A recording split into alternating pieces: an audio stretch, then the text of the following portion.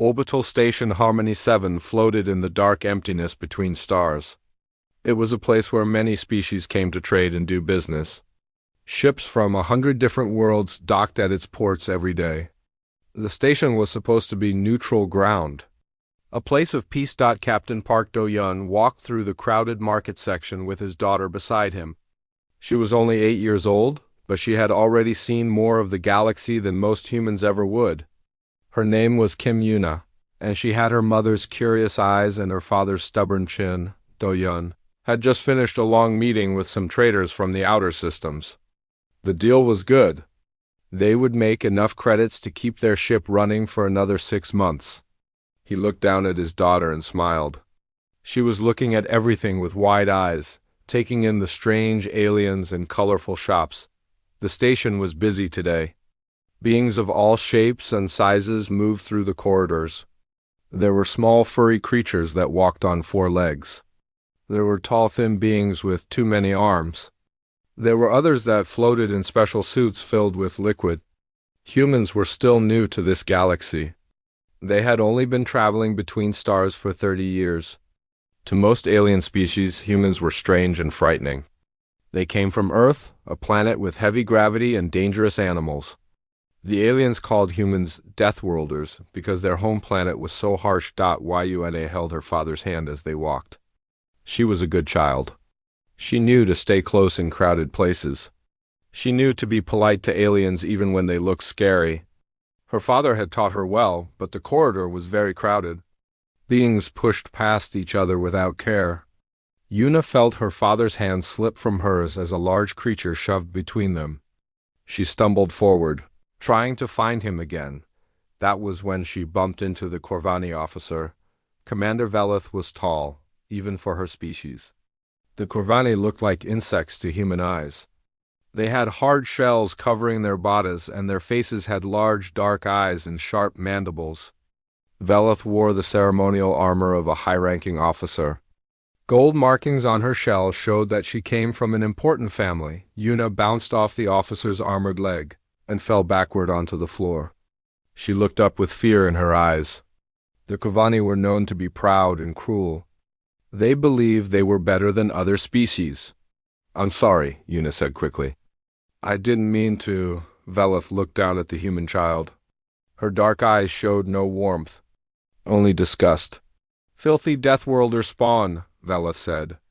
Her voice was cold and sharp. "You dare to touch me?"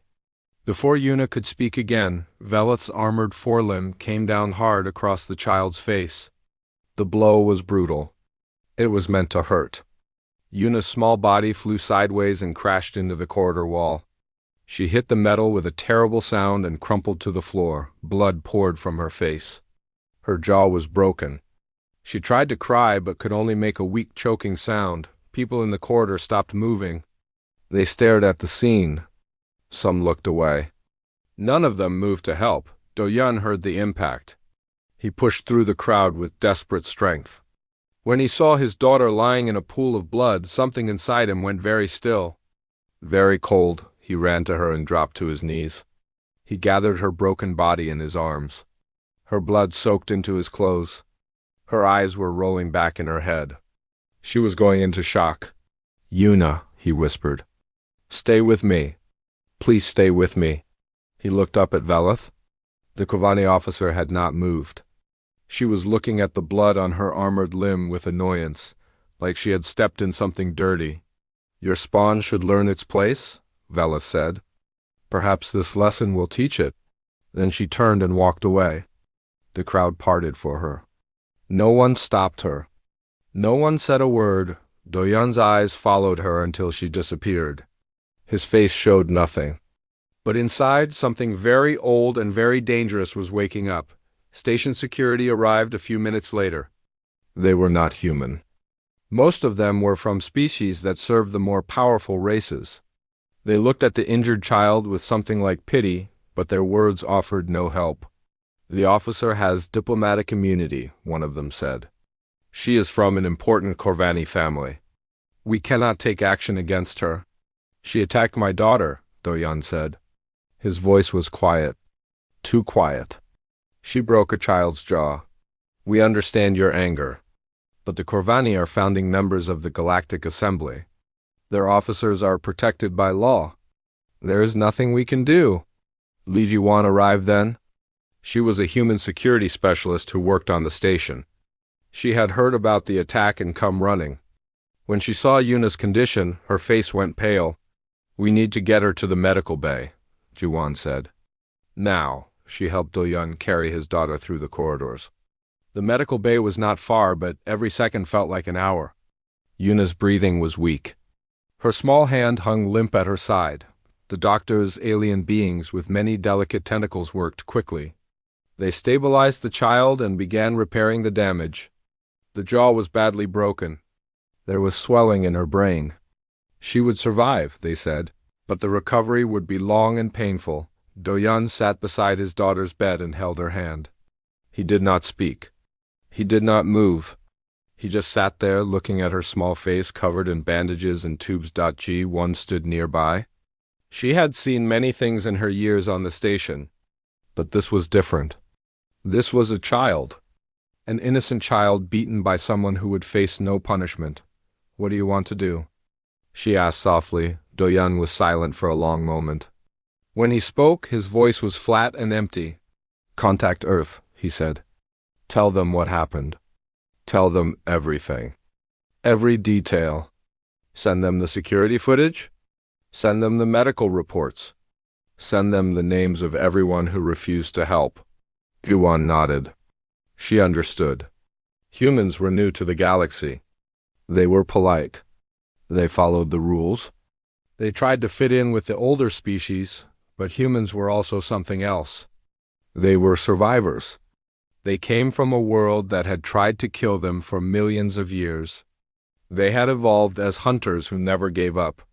They protected their families with a fury that other species could not. Understand, the galaxy was about to learn what happened when you hurt a human child.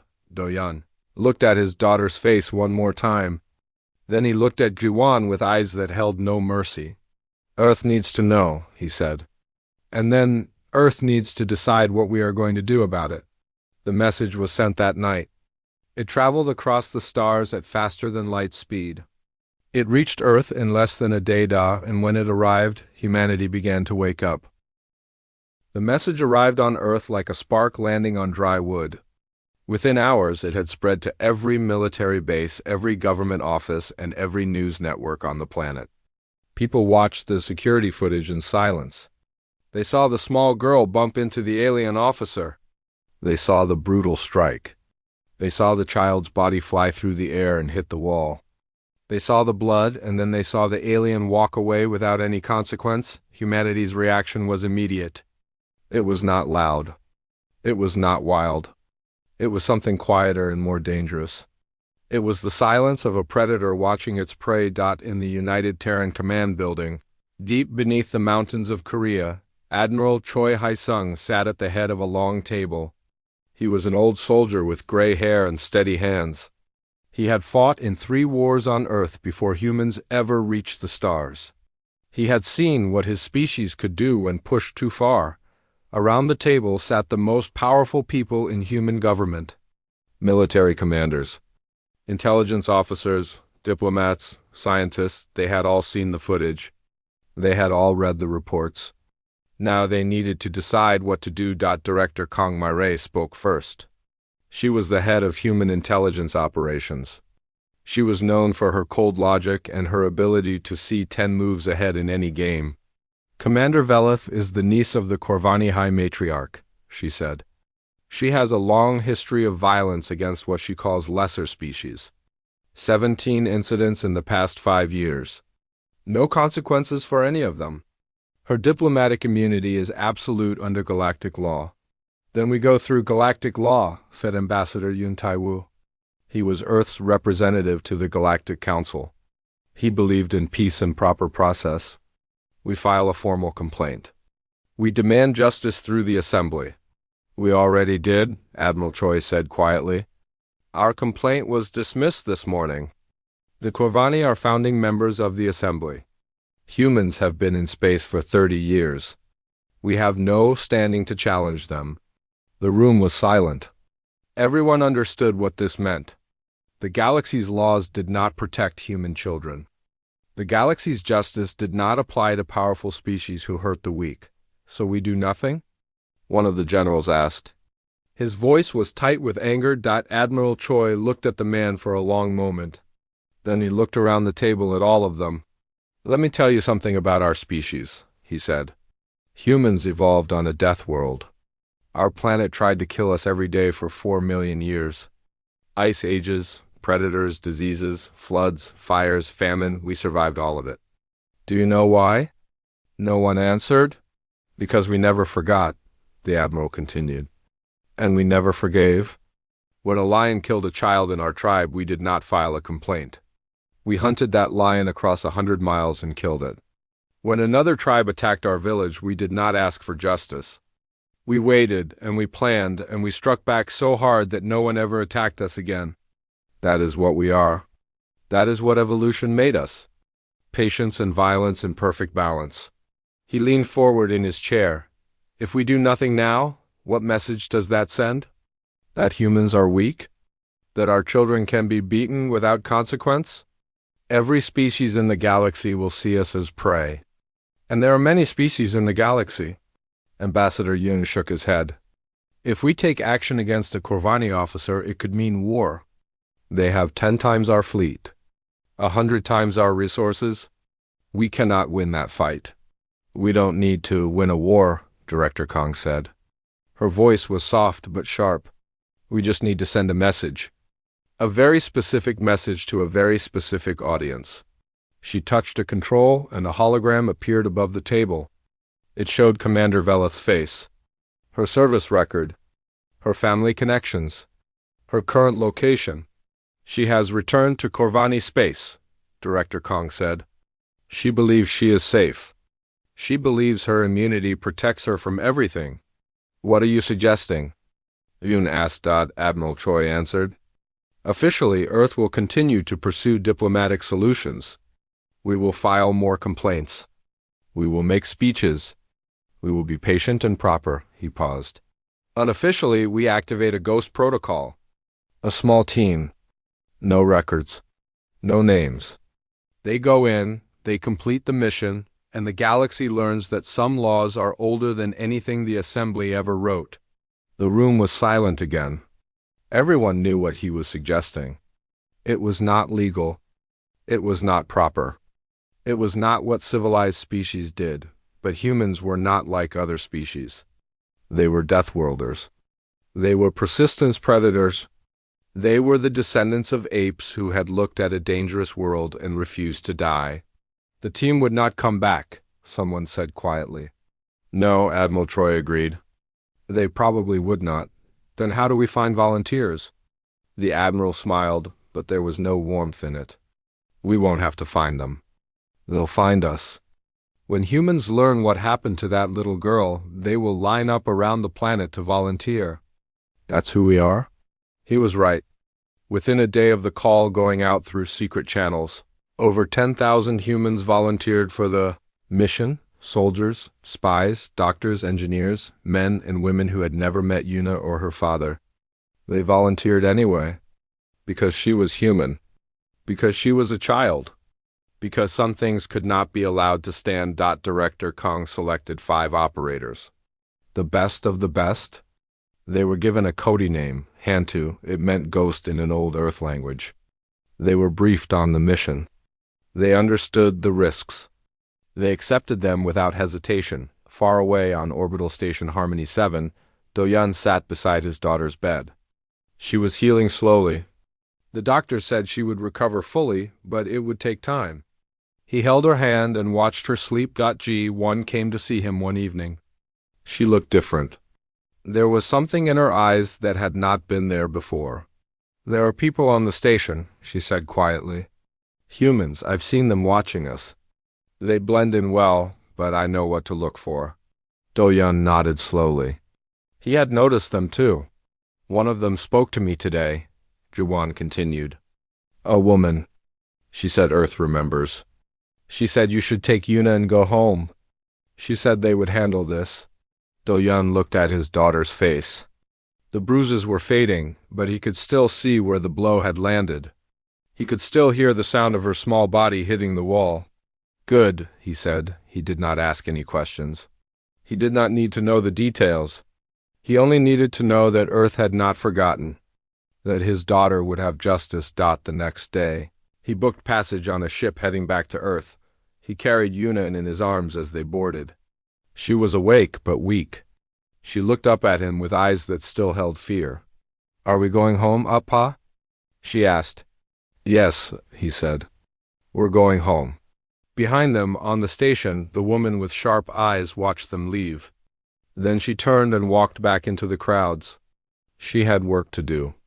The hunt was about to begin, and somewhere in Corvani space, Commander Velith went about her life without any fear. She had already forgotten the human child. She had beaten many lesser beings before.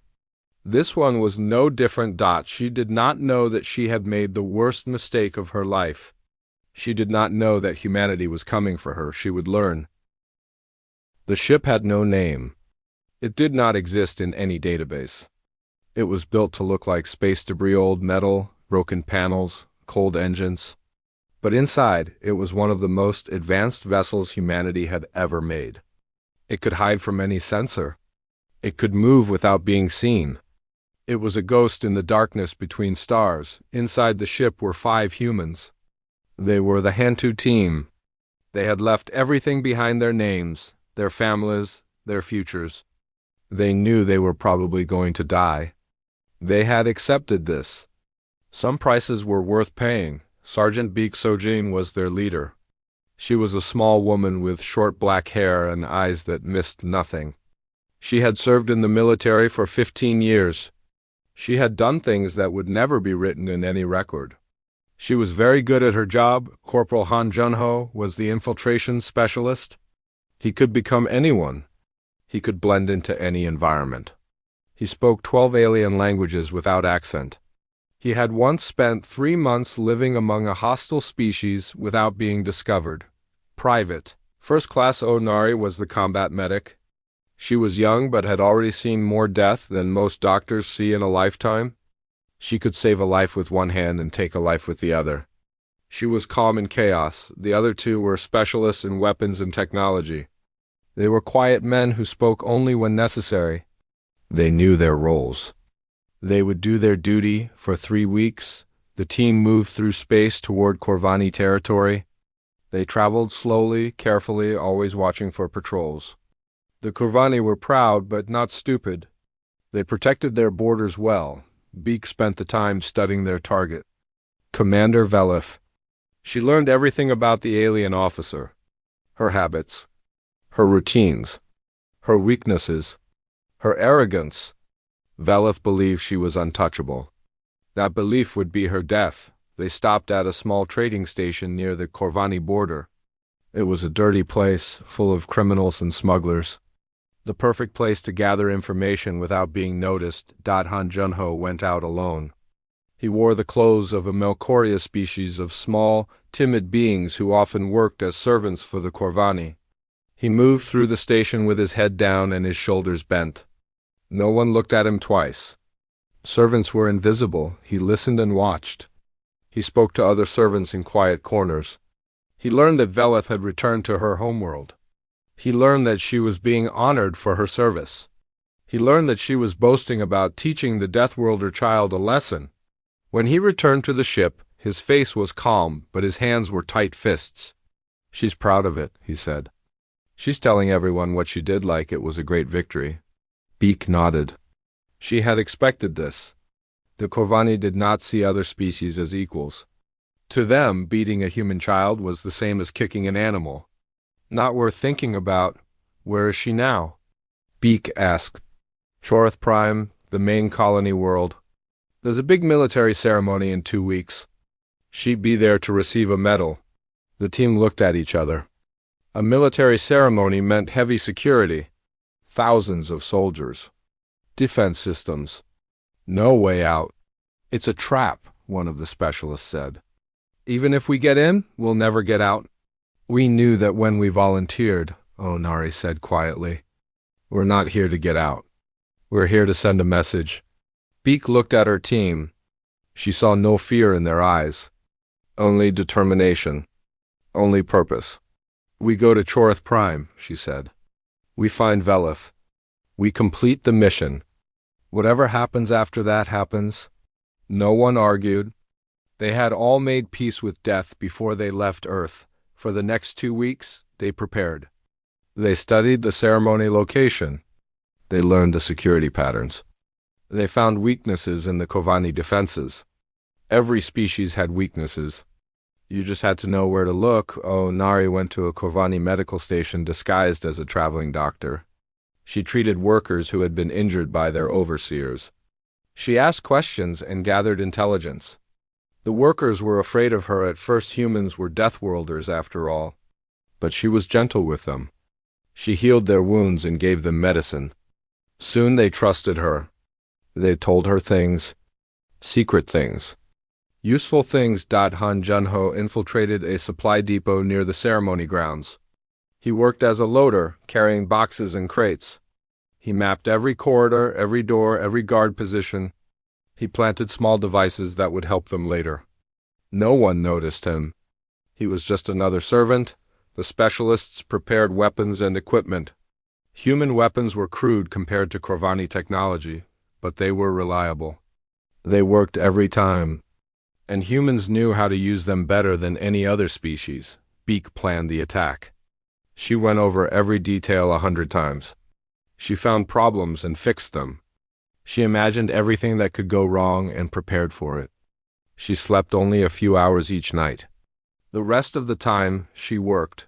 3 days before the ceremony, she gathered her team. This is it, she said. Once we start, there's no stopping. We go in hard and fast. We find the target. We complete the mission. Then we try to get out. If we can't get out, we make sure they remember us. She looked at each of them in turn. I want you all to know something. What we're doing here is important. Not just for that little girl, for all humans. For everyone who will ever be hurt by someone who thinks they're above the law. We are not assassins. We are not murderers. We are consequences. That's what humans are? We are the consequence of thinking you can hurt us without punishment. Han Junho smiled grimly.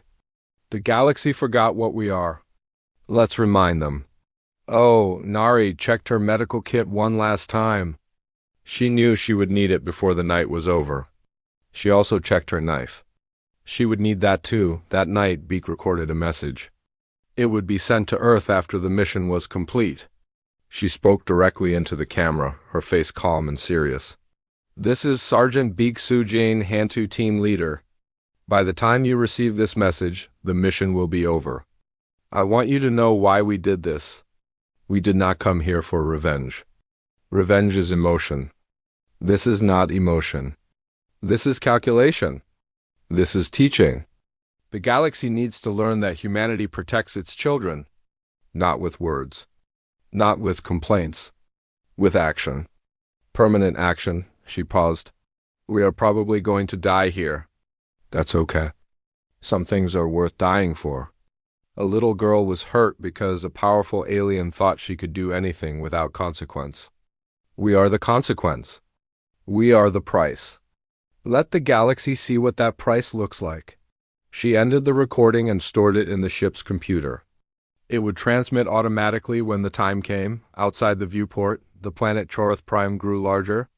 It was a brown and gray world, covered in Corvani cities and military bases. Somewhere down there, Commander Velith was preparing for her ceremony.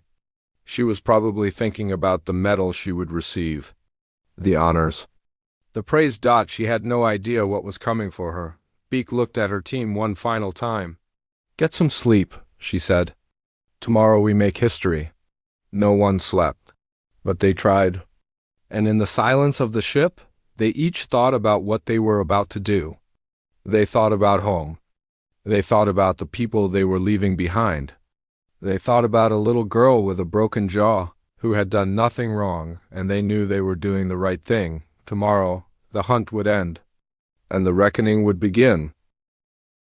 The ceremony began at sunset.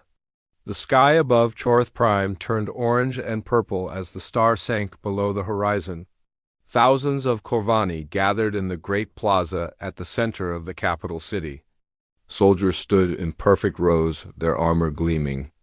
Banners hung from tall poles, showing the symbols of ancient Corvani houses. Music played from hidden speakers, strange sounds that humans would find harsh and cold. On a high platform at the center of the plaza, the honored officers waited. Commander Vela stood among them. Her armor was polished to a mirror shine. Gold decorations covered her chest, showing her rank and family connections. She held her head high with pride. This was her moment. She had served the Dominion well. Now she would be rewarded. She did not think about the human child. She had not thought about her since that day on the station. The child was nothing. Less than nothing. A Deathworlder animal that had dared to touch her. She had taught it a lesson. That was all. In the crowds below, 5 humans moved like shadows. They wore stolen uniforms and carried forged identification. They looked like servants and workers, invisible, unimportant. No one gave them a second glance. The Corvani were proud. They did not look closely at those they considered beneath them. Sergeant Beek Sojin moved through the crowd toward the eastern edge of the plaza. Her heart was calm. Her breathing was steady. She had done this many times before. The mission was everything. Fear was useless. Corporal Han Junho was already in position near the platform. He had spent 2 days working inside the ceremony grounds, learning every corner and hallway. He knew where the guards would be. He knew where they would not be. Private First Class Onari waited near a service entrance with the 2 specialists. They carried bags that looked like equipment for the ceremony. Inside the bags were weapons. The ceremony began with speeches. High-ranking Corvani officers spoke about honor and duty and the greatness of their species. The crowd listened with respect. The soldiers stood at attention. Beek listened to the speeches and felt nothing. These were just words. Empty sounds. The Corvani talked about honor, but they had no honor. They talked about duty, but their duty was only to themselves. They talked about greatness, but their greatness was built on the backs of species they treated like animals. The medals were presented one by one. Officers stepped forward to receive their honors. The crowd cheered for each one. Veleth's turn was coming.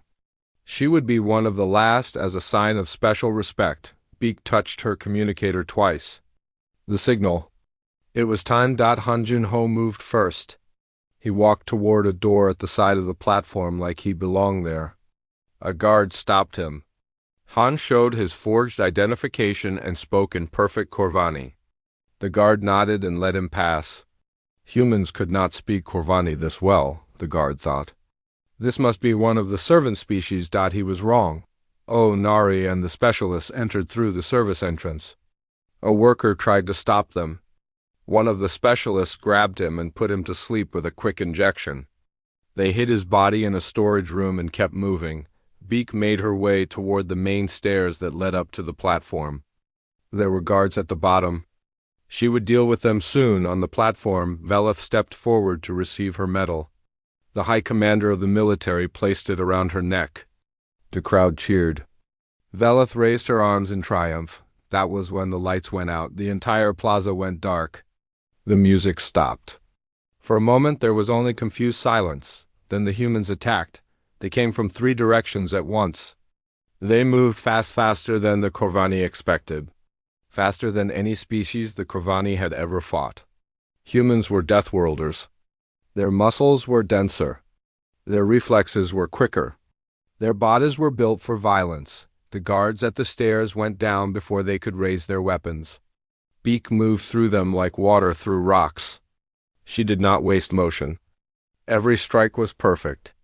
Every target fell on the platform. Chaos erupted. Officers shouted and reached for weapons. Han Junho was already among them. He had a knife in each hand. He cut through them with terrible speed. He was not trying to kill everyone, only the ones between him and the target. Veleth saw him coming. Her eyes went wide. A human, here, impossible. She tried to run, but the crowd of officers blocked her way. She tried to call for guards, but they were busy dying. Nari reached the platform from the other side. She and the specialists laid down covering fire, forcing the soldiers in the plaza to take cover. The Corvani weapons were powerful but slow. Human weapons were simple but fast. In close combat, speed won. Beak climbed onto the platform. Bodies lay around her. Corvani officers who had been celebrating moments ago now lay still on the cold stone. She stepped over them without looking down. Velith backed away until she hit the ceremonial banner behind her. She had nowhere to go. "Do you know who I am?" Velith shouted. "I am the niece of the High Matriarch. I have full diplomatic immunity. You cannot touch me." Beak walked toward her slowly. She was in no hurry now. "You are Commander Velith," Beak said. Her voice was flat and cold. "3 months ago, on Orbital Station Harmony 7, you struck a human child named Kim Yuna. You broke her jaw. You left her bleeding on the floor. Then you walked away." Velith's mandibles clicked with fear. "An animal touched me. It deserved what it got. She was 8 years old. It doesn't matter. I have immunity. Your laws cannot touch me." Beak stopped in front of her. She looked into the alien's dark eyes and saw nothing worth saving. "You're right," Beak said. "Our laws cannot touch you. Your laws protect you." "Galactic law protects you," she raised her weapon. "But I am not the law. I am the consequence." Velith tried to speak, but no words came. Beak completed the mission. It was quick. It was clean. It was final. Around the plaza, alarms were screaming. Reinforcements were coming. The team had only minutes to escape. "Package secured," Beak said into her communicator. "Moving to extraction." They had discussed this part many times. The plan was to reach a service tunnel that led outside the city. A small ship was waiting there to take them off the planet. It was a slim chance, but it was a chance. They ran. The 2 specialists took the lead, clearing the way. Hanjunho followed with the stasis container that held the evidence they needed. Nari ran beside Beak, watching for threats. They made it out of the plaza and into the streets. The city was chaos. Sirens everywhere. Soldiers running. Civilians screaming. They were almost to the tunnel entrance when the Corvani caught up with them. A squad of soldiers appeared from a side street. They opened fire without warning. One of the specialists went down immediately. The other turned to cover the team and took 3 shots to the chest. He fell without a sound. "Keep moving," Beak shouted. Hanjunho grabbed the stasis container and ran. A shot hit him in the leg, and he stumbled. Nari caught him and pulled him forward. Blood poured from his wound, but he did not stop. They reached the tunnel entrance. More soldiers were coming behind them. They could hear the boots on the stone. "Go," Hanjunho said. He pushed the container into Beak's hands. "I'll hold them here." "Junho, go." He shoved her toward the tunnel. "Finish the mission." He turned to face the soldiers. He had 1 weapon and 1 knife. He smiled. It was not a happy smile. It was the smile of a human who knew exactly what he was worth. Beak and Onari ran into the tunnel. Behind them they heard gunfire. They heard Hanjunho's voice shouting something in Corvani, an insult, probably. Then they heard nothing. They kept running. The tunnel was long and dark. Their lungs burned. Their legs ached. But they did not stop. The ship was where it was supposed to be. They climbed aboard and launched immediately. The planet fell away beneath them. Corvani ships tried to follow, but the human vessel was faster and smaller. It slipped into deep space and disappeared. Inside the ship, Beak sat in the pilot's chair and breathed. Her hands were shaking now. The mission was complete. 3 of her team were dead, but the mission was complete. Nari treated her own wounds and then came to sit beside her. "We did it," she said quietly. Beak looked at the stasis container sitting between them. Inside was the evidence that would be delivered to the Galactic Council. The message that would tell the galaxy what happened when you hurt a human child. "Yes," Beak said. "We did." She activated the ship's communication system and sent a message to Earth. It contained only a few words. "Mission complete. Package secured. requesting instructions for delivery. Earth remembers. The message traveled across the stars at faster than light speed. Earth received it within hours. And humanity began to prepare for the final act. The Galactic Council Chamber was the largest room ever built by intelligent beings. It floated in space at the center of the galaxy, a massive sphere of glass and metal where representatives from 1,000 species came to make laws and settle disputes. The chamber could hold 10,000 beings. Today it was full. The Corvani delegation sat in their honored place near the center. Their shells gleamed under the bright lights. Their high matriarch, Corvith, sat on a raised throne, her ancient body covered in the gold markings of supreme authority. She was older than most beings could imagine. She had ruled the Corvani dominion for 200 years. She had never been challenged.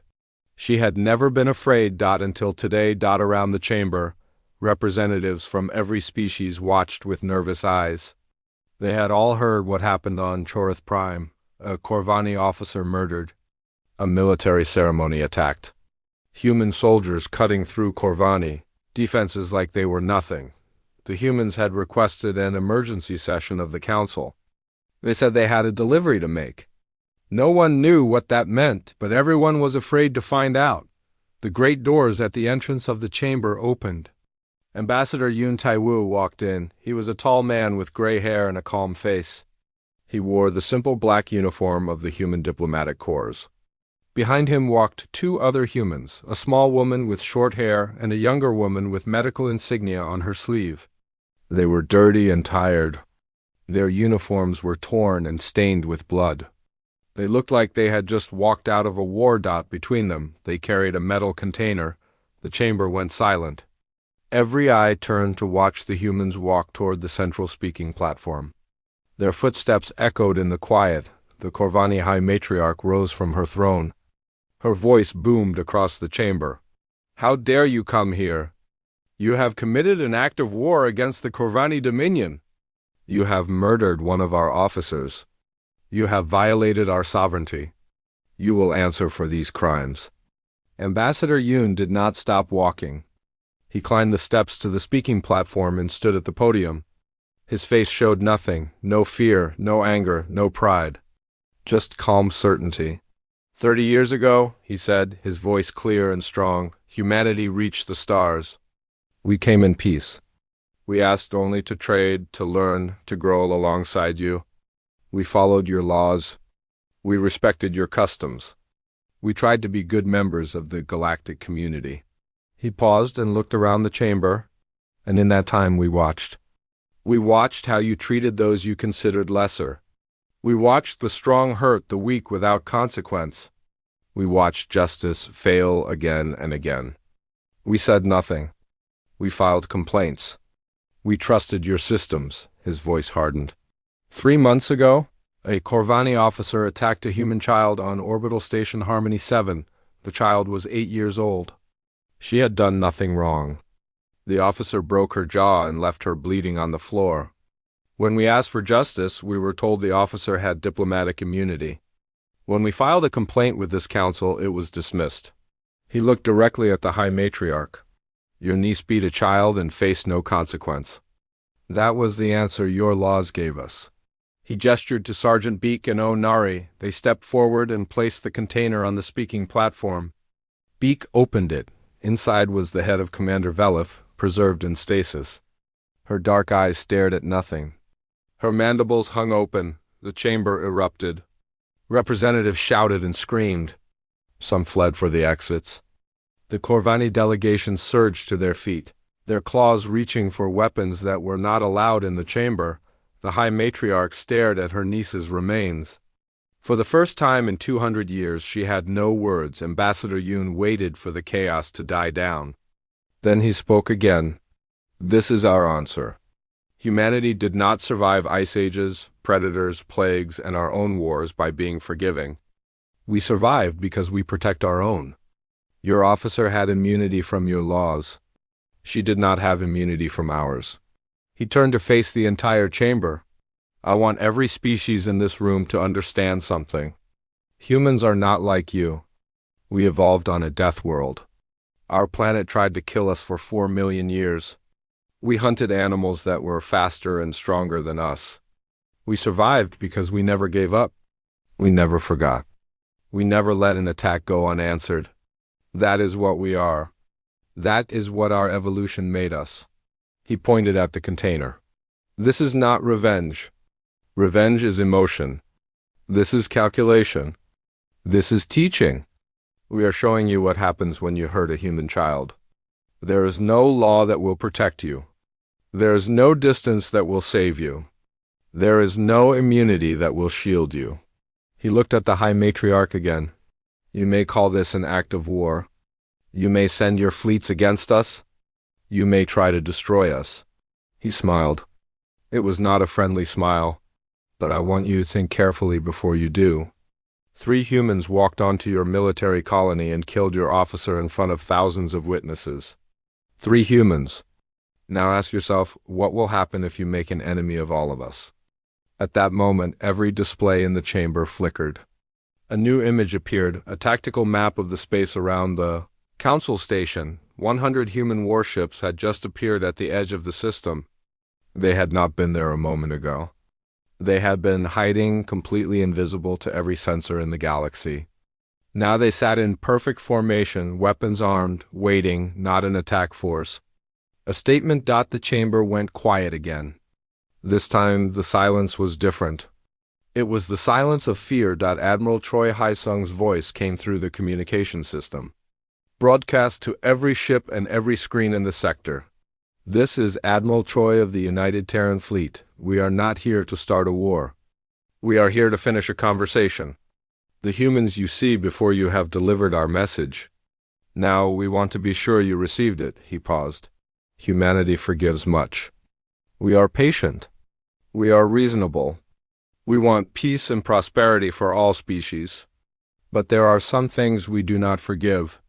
There are some lines that cannot be crossed. You have now seen where one of those lines is. The display showed the human ships holding position. Not moving. Not firing. Just waiting. We will withdraw our fleet when this council session is complete. We will not attack unless we are attacked. But I want every species watching this to remember what you have seen today. Remember it the next time you think about harming a human. Remember it the next time one of your people considers attacking our children. His voice went hard. We are Deathworlders. We were forged in hell. And we protect our young with everything we have and everything we are. That is not a threat. That is simply what we are. What you do with that knowledge is up to you. The communication ended. The chamber remained silent. Ambassador Yoon looked at the Corvani High Matriarch one last time. She had not moved. She was still staring at her niece's head. Her ancient body seemed smaller now, older. I am sorry for your loss, Yoon said. His voice was soft but not gentle. She was your family. I understand the pain of losing family. But she made a choice. She chose to hurt a child who could not defend herself. She chose to face no consequences. She chose to believe that power meant she could do anything. He shook his head. She was wrong. And now the galaxy knows it. He stepped back from the podium. Beak and Nari closed the container and lifted it. They had completed their mission. The message was delivered. They walked out of the chamber together. No one tried to stop them. No one said a word. Outside, a human shuttle was waiting to take them home. They climbed aboard and sat in silence as the ship lifted off. Through the viewport, they could see the council station falling away behind them. They could see the human fleet waiting in the distance. Nari looked at her hands. They were still stained with blood. Han Junho's blood from when she had tried to save him. She had not been able to. He had died holding the line so they could escape. Do you think it was worth it? She asked quietly. Do you think they'll listen? Beak thought about the question for a long moment. She thought about Junho and the specialists who had died. She thought about the little girl with the broken jaw. She thought about every human child who would ever travel through the galaxy. Yes, she said.